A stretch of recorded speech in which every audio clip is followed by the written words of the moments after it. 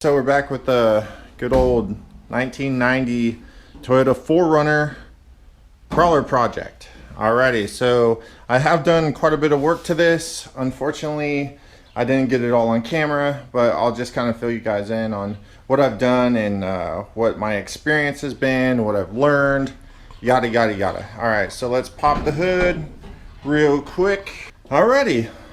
Yes, I pinned that. All right, so I figured out the running problem, and I did change out the throttle position sensor. And the problem with the throttle position sensor was they bought the wrong one. The guy told me this was a 89 Toyota 22RE motor, but it's a 90. And the way I know that is because the throttle position sensor on the 89 is set up vertically. It twists clockwise. On the 90, they switched it to horizontal, and it still turns clockwise, but the start is the horizontal position. So what was happening was it thought it was hitting the rev limiter because it had the wrong throttle position on it. Throttle position sensor, I should say. All right, so now we've established that this is anywhere from a 90 to a 95 motor. So upon further investigation, the person I got this truck from was completely wrong again. This is the stock motor. This is the motor that came in here. All the looking around I've done in here, all the tinkering and everything has led me to the conclusion that this is the stock motor. So they did do the transmission swap, but this is the stock motor that came in this truck. Okay, so another thing I had was I still couldn't get it to run right once I did the throttle position sensor. So I still couldn't get it to run right. I pulled the valve cover off, I just painted it, but I checked the valves and everything, and I do have to pull the valve cover again because I need to set the gap on the valves, but I'm going to do that in a little bit. I was just kind of chasing my tail, I should say, with trying to figure out why this thing wasn't running very good. As you can see, I did a new cap, a new rotors under there, new wires, new plugs, you know, just the normal stuff. I did fix the pan gasket, and I went ahead and painted the pan, as you can see. But when I pull this off again, I'm going to check the timing chain race. On the driver's side, it's plastic, and on the driver's side it tends to break.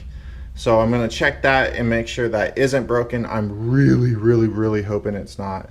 I did eliminate some more of the vacuum stuff. I went ahead and hooped this, you know, just kind of doing the normal stuff. I do have a new radiator coming. I'm going to take out this manual clutched fan, and I'm going to put a electric fan in it. So all of this stuff is kind of coming along nicely, but check out what I did.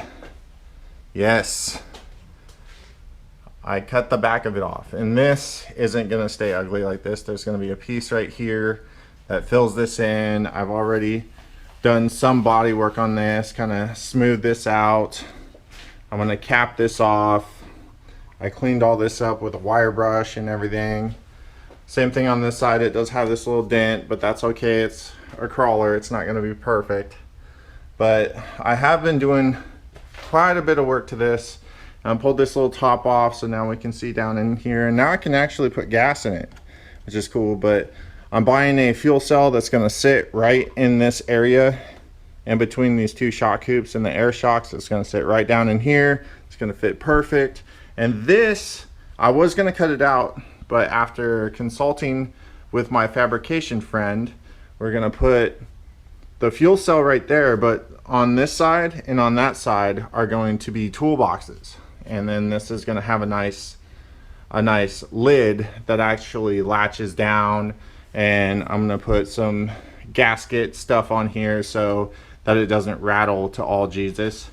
And then most likely we'll build some kind of makeshift tubing, like spare tire carrier for the back right here.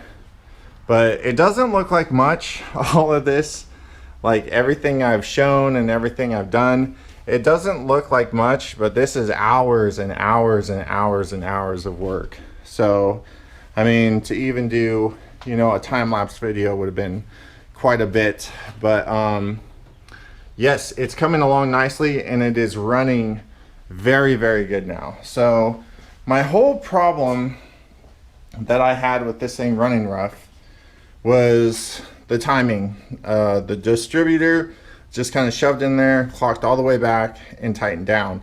They never bothered to actually set the timing on this thing. So once I set the timing, now this thing runs very, very good. But this is just a quick update. I'm going to, like I said, I'm going to go ahead and pull the valve cover again, and I need to check the spacing on my valves. Once I do that, and at the same time I do that, I'm going to check that timing chain race to see if it's broken. There is an upgrade for that, but I'm hoping it's not broken. And I do have some valve noise going on, so I'm guessing I have at least 1 or 2 loose valves. All right, everybody. Well, that was kind of an update.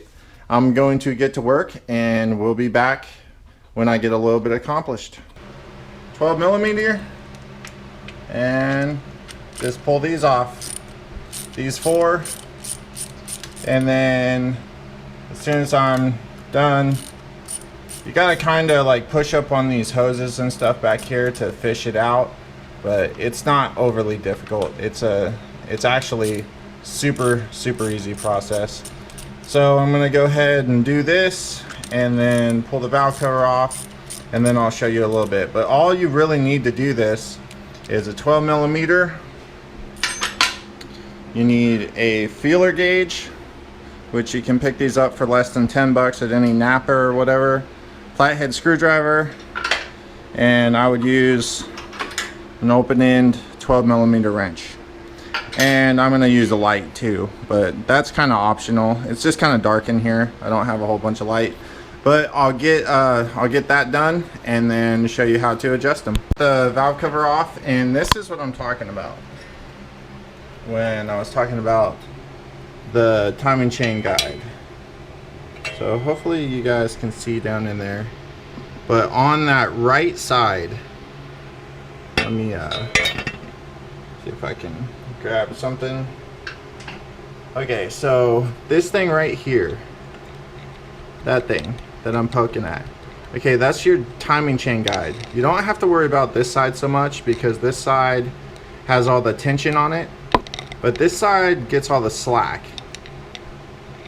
So it's actually pliable and plastic. Now, that little bit of movement mine has is not bad. If you can move it way more than that, that means it's broken on this top bolt right here and it needs to be replaced. Because what that does is it saves, behind this there's like a little shield.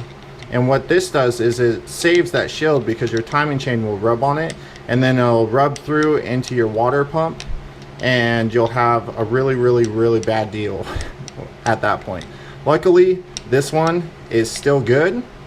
There is a metal upgrade that you can get, but since this is still good, I'm gonna go ahead and leave it. But this is something everybody should check on a 20R, 22R, or a 22RE. Make sure this is good. Okay, so now what I'm gonna do is I'm going to rotate my motor. I should be able to do it by hand. I'm going to go ahead and rotate my motor to top dead center, and I'll be able to adjust the first and second cylinder valves in the first and third cylinder exhaust side. So a good rule of thumb is intake together, exhaust apart. And then once I adjust those, 8 thousandths of an inch on the intake side, 12 thousandths on the exhaust side. Once I adjust those, I'll clock it to bottom dead center and then do the other two.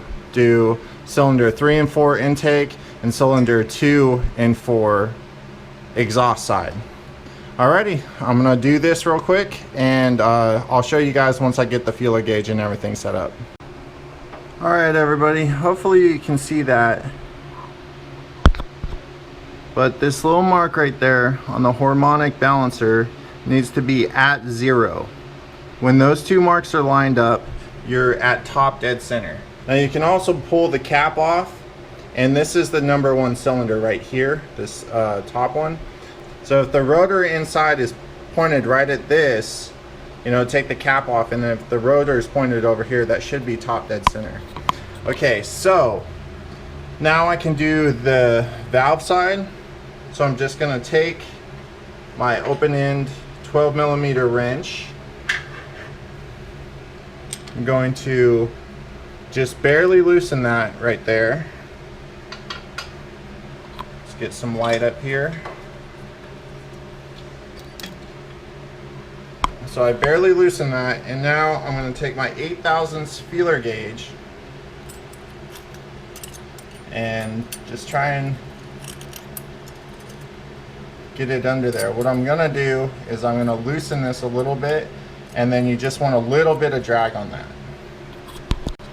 Alrighty, so I got this one ready.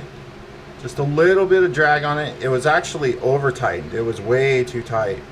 I had to loosen it a couple threads to be able to get this feeler gauge under here.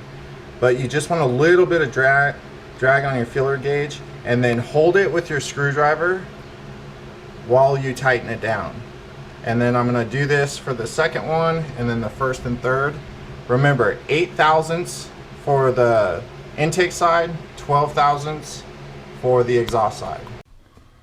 Alright everybody, so what I did was I cycled through it twice. Just making 100% sure that I got all of them to the right specs. And now, if I clean this little dirty spot off of my nicely painted valve cover, I'm going to go ahead and fire her up. I did let it sit overnight because I ended up having to go to work, but hopefully it's not pinging and tinging, and I did it all correctly. So let's start her up. Well, hopefully you can hear me over it, but it's way better. Toyotas always have a little bit of valve noise, but it's 100 times better than it was. I did good. Yay. Alrighty, so just keep in mind, do it when it's cold.